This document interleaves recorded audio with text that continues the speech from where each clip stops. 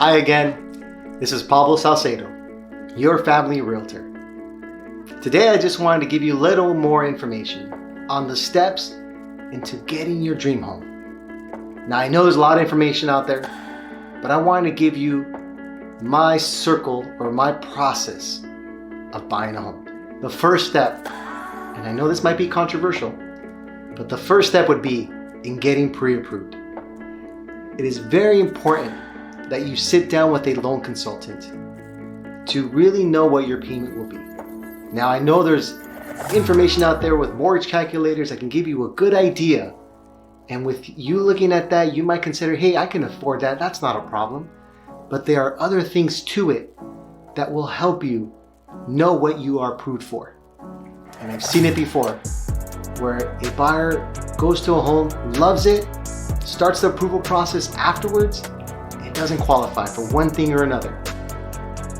Or it saddens me to see that disappointment. So please, first step, get pre-approved. Step number 2, start your search. I know, you start your search after getting pre-approved. By knowing what you are approved for, now we can narrow down your search to the price that you feel comfortable with your mortgage payments. And that's gonna help us out a lot. Because with the approved price, you now know the cities, or the counties, the cities, minimum bedrooms and bathrooms. And that will help us significantly. So please, pre-approve first, start your search second. Third, after going through the process of getting pre-approved, searching for a home, your next step would be to submit an offer. There are always additional items needed other than just a written offer. Because in any seller situation, they're going to want to see supporting documents. And in these supporting documents, it's very important that we have the pre-approval letter, FICO scores, proof of funds, and a proof of funds can be anything in regards to a bank statement, 401k, just to show that we do have the assets for our down payment and closing costs. And please, block out that address and block out those account numbers. And remember, it's just the assets we need to show. We don't need to show them every single page of your bank statement or every single page of your 401k. Just the assets. Now, these are not mandatory things, but they are items usually requested by the seller to feel comfortable that you are a fully qualified buyer when it comes to purchasing their home. And lastly, a DU approval. Now I know what people might say, what is a DU approval? It stands for desktop underwriter. It is a secondary approval through a Fannie Mae or Freddie Mac product, which strengthens your loan as your loan consultant has a backup buyer for that loan. So it definitely shows a stronger an agent with experience and understands how DU works. It's definitely helpful.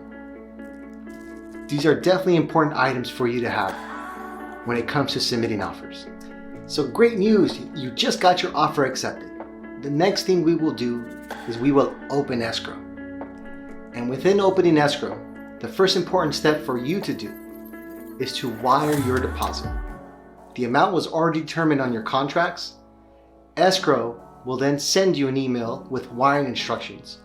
Once you get those wiring instructions, you will contact the escrow company, confirm those wiring numbers, go to your bank, and wire the money. The next step on our side of things, because remember you have two parts, you have your real estate and your mortgage side of things within the escrow. On the real estate side of it, the next step would be is to schedule a home inspection. It's very important.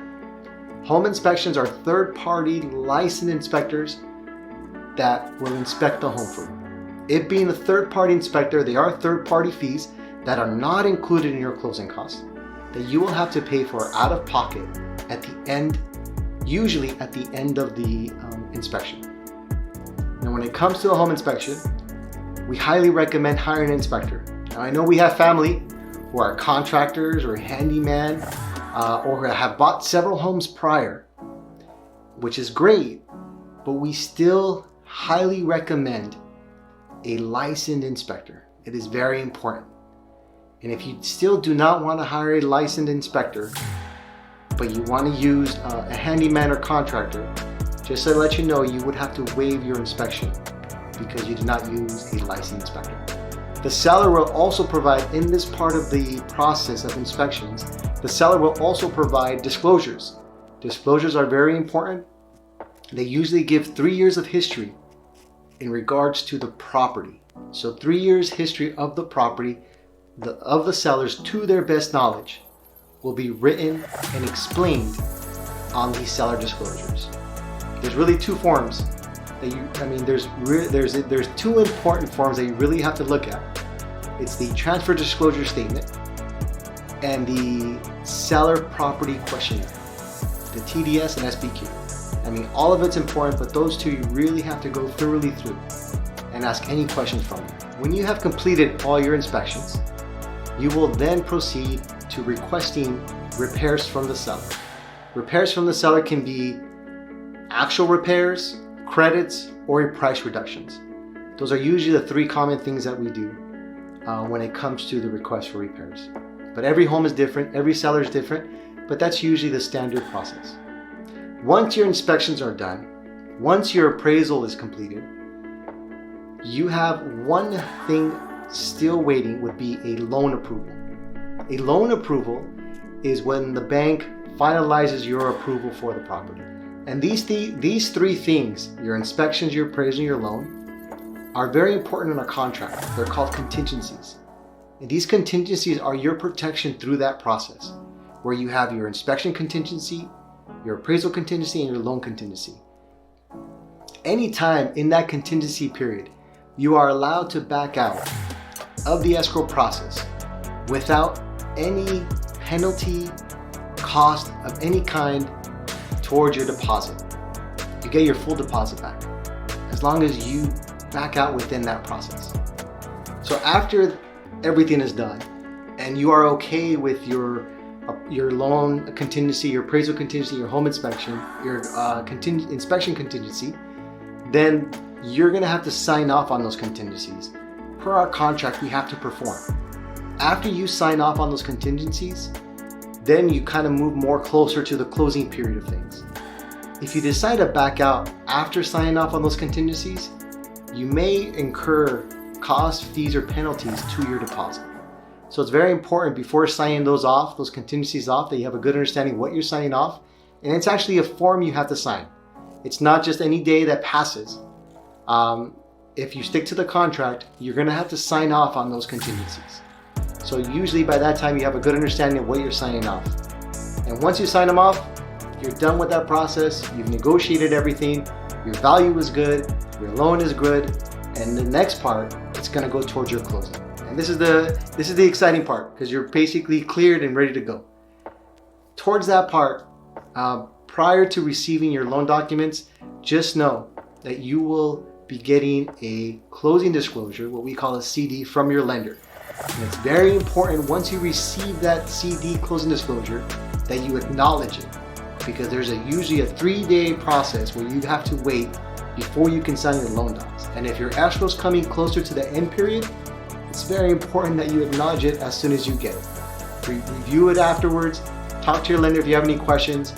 You can definitely talk to your lender about any changes or confusions on that part, but it's definitely important to sign off on it. But of course, talk to your lender.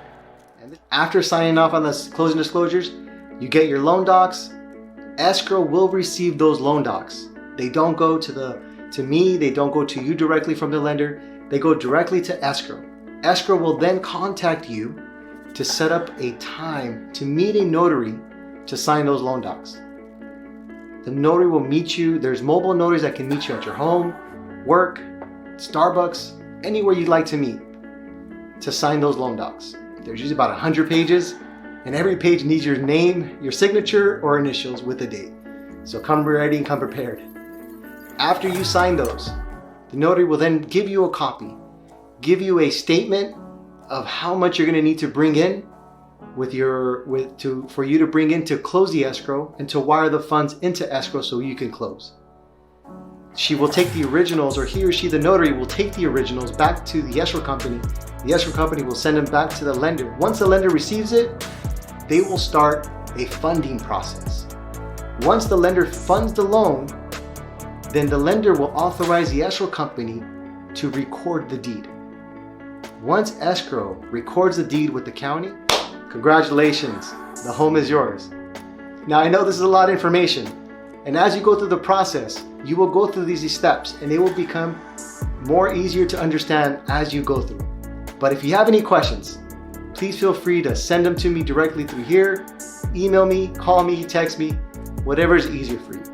I hope to hear from you soon, and I hope this was helpful. Thank you again for your time. Take care.